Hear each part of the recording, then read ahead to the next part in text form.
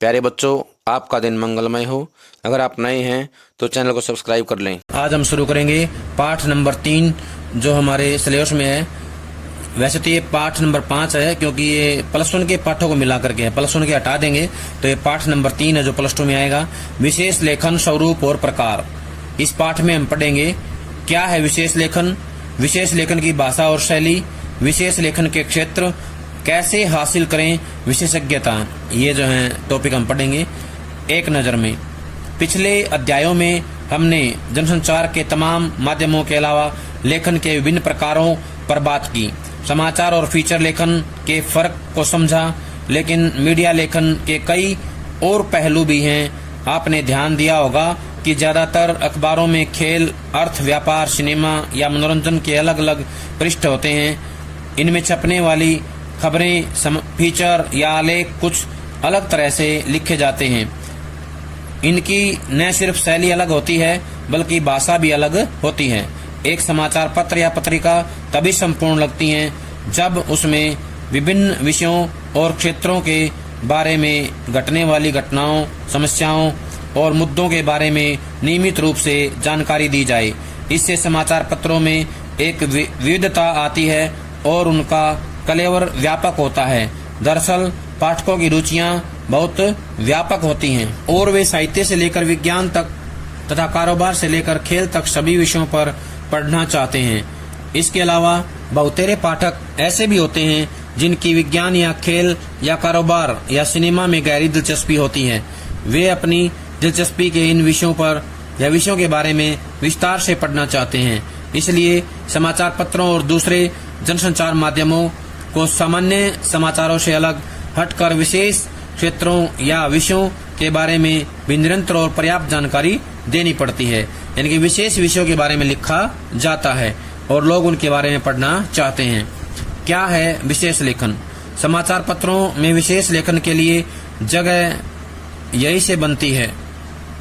विशेष लेखन यानी किसी खास विषय पर सामान्य लेखन से हटकर किया गया लेखन। अब यहाँ प्रश्न आएगा, विशेष लेखन किसे कहते हैं? बताना है कि किसी सामान्य विषय से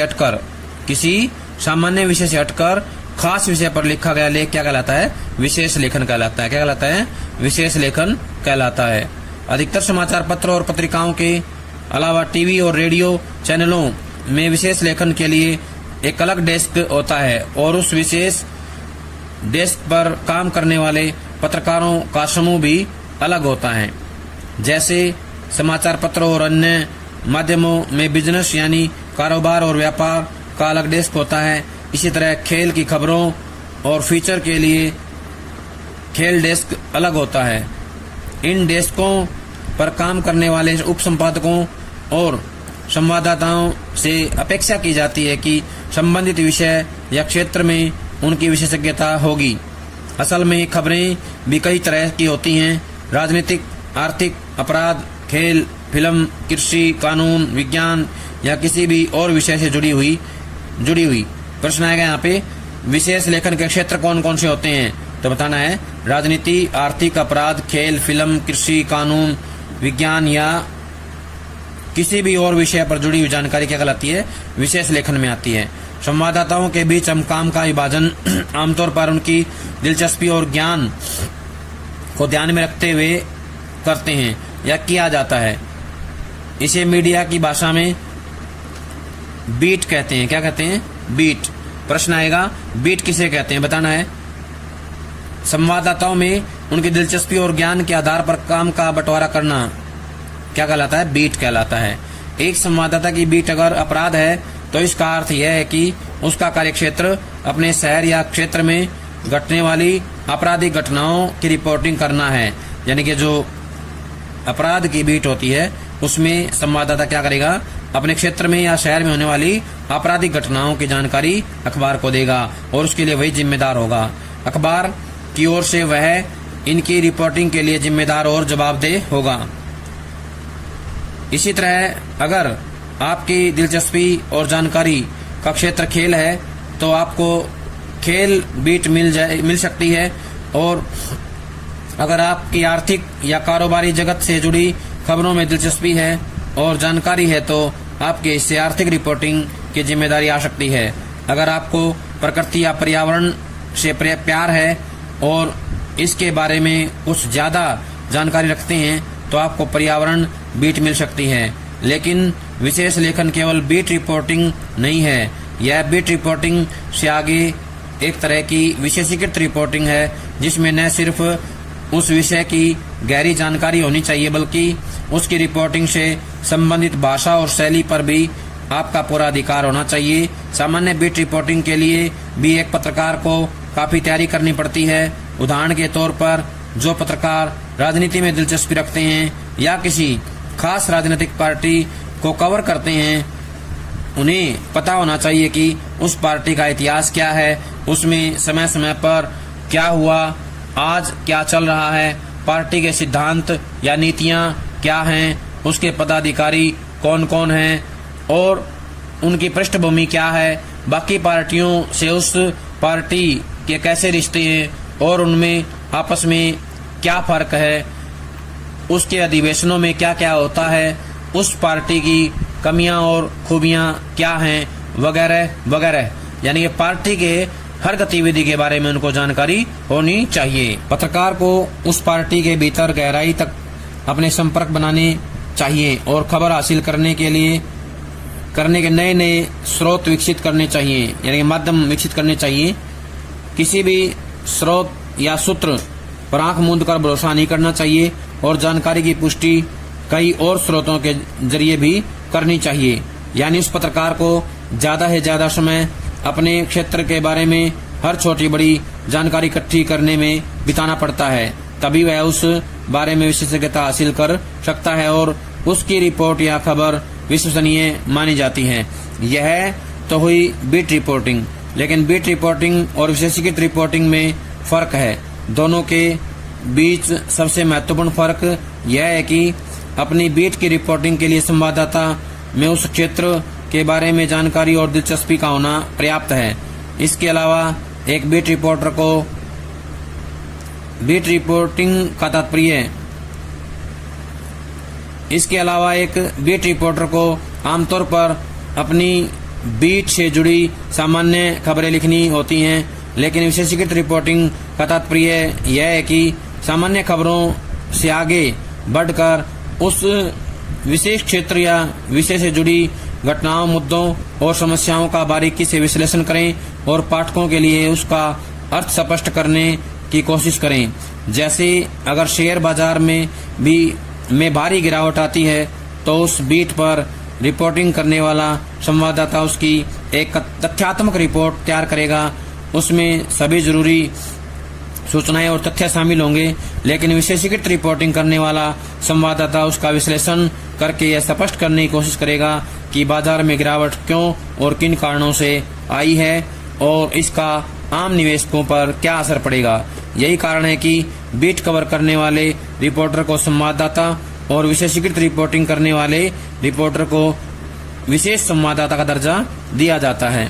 लेकिन विशेष लेखन सिर्फ विशेषीकृत रिपोर्टिंग भी नहीं है। विशेष लेखन के तहत रिपोर्टिंग के अलावा उस विषय या क्षेत्र विशेष पर फीचर, टिप्पणी, साक्षात्कार, लेख, समीक्षा और स्तंभ लेखन भी आता है। इस तरह का विशेष लेखन समाचार पत्र या पत्रिका में काम करने वाले पत्रकार से लेकर फ्रीलांसर पत्रकार या लेखक तक सभी कर सकते हैं। शर्त सिर्फ यह है कि विशेष लेखन के इच्छुक पत्रकार या स्वतंत्र लेखक को उस विषय में माहिर होना चाहिए। मतलब यह है कि किसी भी क्षेत्र पर विशेष लेखन करने के लिए जरूरी है कि उस क्षेत्र के बारे में आपको ज्यादा से ज्यादा पता हो, उसकी ताजा से ताजा सूचना आपके पास हो, आप उसके बारे में लगातार पढ़ते हो, जानकारियां और तथ्य इकट्ठे करते हो और उस क्षेत्र से जुड़े लोगों से लगातार मिलते रहते हो। इसी तरह अखबारों और पत्र पत्रिकाओं में किसी खास विषय पर लेख या स्तंभ लिखने वाले कई बार पेशेवर पत्रकार न होकर उस विषय के जानकार या विशेषज्ञ होते हैं, जैसे रक्षा, विज्ञान, विदेश नीति, कृषि या ऐसे ही किसी क्षेत्र में कई वर्षों से काम कर रहा कोई प्रोफेशनल इसके बारे में बेहतर तरीके से लिख सकता है, क्योंकि उसके पास उस क्षेत्र का वर्षों का अनुभव होता है। वो इसकी बारीकियां समझता है और उसके पास विश्लेषण करने की क्षमता होती है। हो सकता है उसके लिखने की शैली सामान्य पत्रकारों की तरह न हो, लेकिन जानकारी और अंतर्दृष्टि के मामले में उसका लेखन पाठकों के लिए फायदेमंद होता है। उदाहरण के तौर पर हम खेलों में हर्ष भोगले, जसदेव सिंह या नरोत्तम पुरी का नाम ले सकते हैं।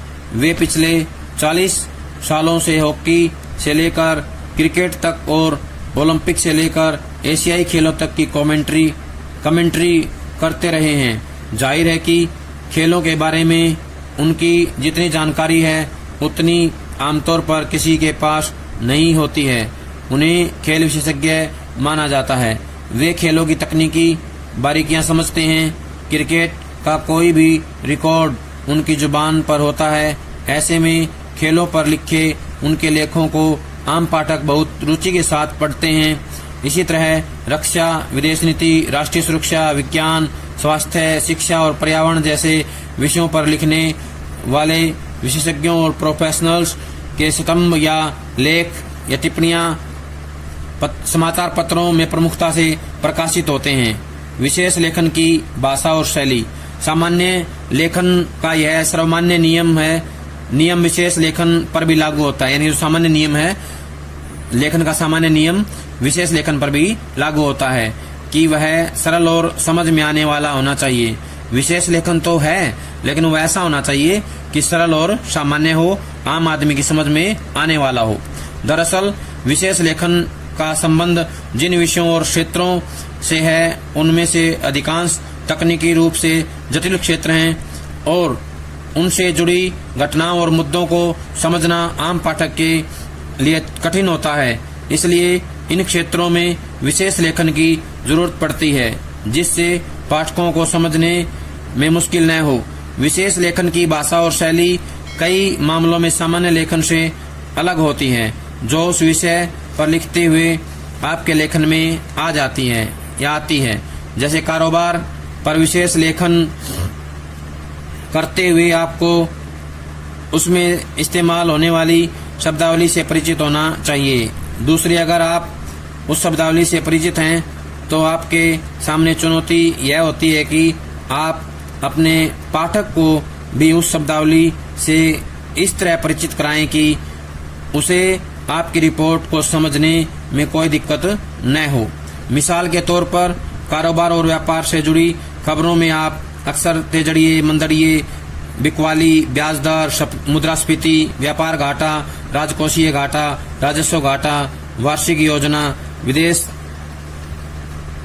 विदेशी संस्थागत निवेशक, FDI, आवक, निवेश, आयात, निर्यात जैसे शब्द पढ़ते होंगे।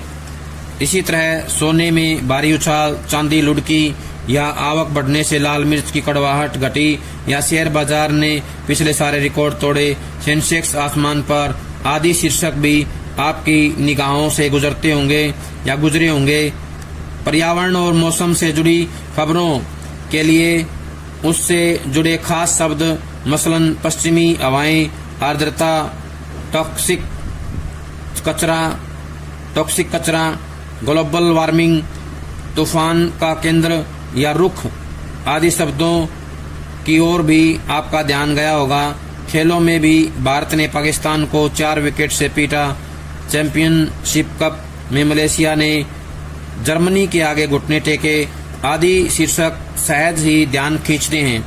विशेष लेखन की कोई निश्चित शैली नहीं होती, लेकिन अगर आप अपने बीट से जुड़ा कोई समाचार लिख रहे हैं तो उसकी शैली उल्टा पिरामिड शैली ही होगी। लेकिन अगर आप समाचार फीचर लिख रहे हैं तो उसकी शैली कथात्मक हो सकती है। अगर आप लेख या टिप्पणी लिख रहे हो तो इसकी शुरुआत भी फीचर की तरह हो सकती है।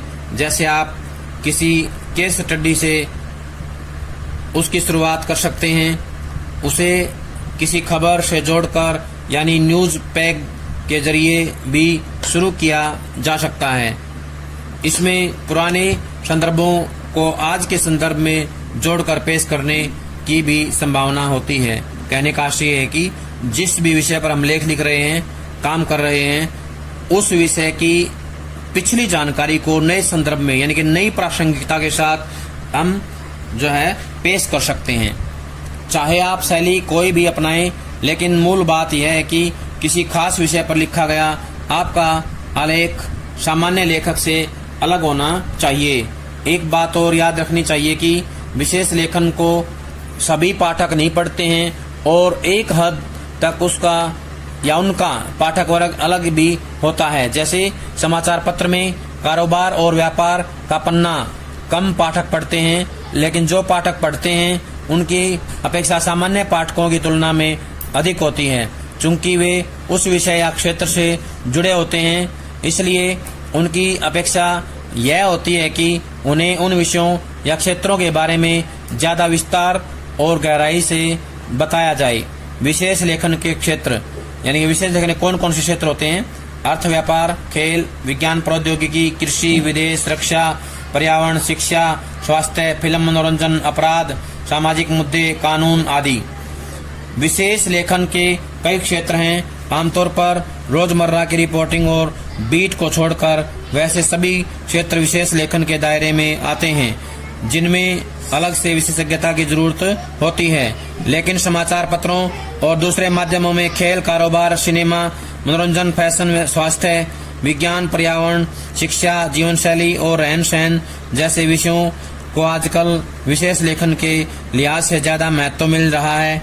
इसके अलावा रक्षा, विदेश नीति, राष्ट्रीय सुरक्षा और विविध विधि जैसे क्षेत्रों में विशेषज्ञ रिपोर्टिंग को प्राथमिकता दी जा रही है। लेखन के लिए हम जब विशेषज्ञता की बात करते हैं तो उसका तात्पर्य यह नहीं है कि आप उसके उस अर्थ में विशेषज्ञ हैं जिस अर्थ में एक प्रोफेशनल अर्थशास्त्री आर्थिक मामलों का विशेषज्ञ होता है, या कोई वरिष्ठ सैनिक अधिकारी या सैन्य विज्ञान में डायरेक्ट रक्षा मामलों का विशेषज्ञ होता है। हालांकि हाल में वर्षों में मीडिया में ऐसे विशेषज्ञ पत्रकारों की तादाद बढ़ी है जो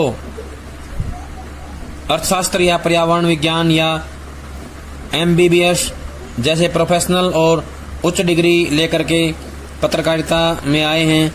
लेकिन पत्रकारिता में विशेषज्ञता का अर्थ थोड़ा अलग होता है। यहाँ विशेषज्ञता से हमारा तात्पर्य एक तरह है कि पत्रकारीय विशेषज्ञता से है। पत्रकारीय विशेषज्ञता का अर्थ यह है कि व्यावसायिक रूप से प्रशिक्षित न होने के बावजूद उस विषय में जानकारी और अनुभव के आधार पर अपनी समझ को इस हद तक विकसित करना है कि उस विषय या क्षेत्र में घटने वाली घटनाओं और मुद्दों की आप सहजता से व्याख्या कर सकें और पाठकों के लिए उनके मायने स्पष्ट कर सकें। कहने का आशय है कि जो विशेषज्ञता है उसका मतलब अखबार में यह है कि विषय के बारे में जानकार ऐसा व्यक्ति हो जो उसकी व्याख्या करे अच्छे से और पाठकों को समझ में आ जाए, ऐसी शब्दावली में अपनी बात को उनके सामने रखे। प्यारे बच्चों, ये था हमारा। प्यारे बच्चों, आज जो काम करवाया गया है सभी इसको अच्छे समझ करके कॉपी में लिखकर याद करें। सभी का बहुत बहुत धन्यवाद।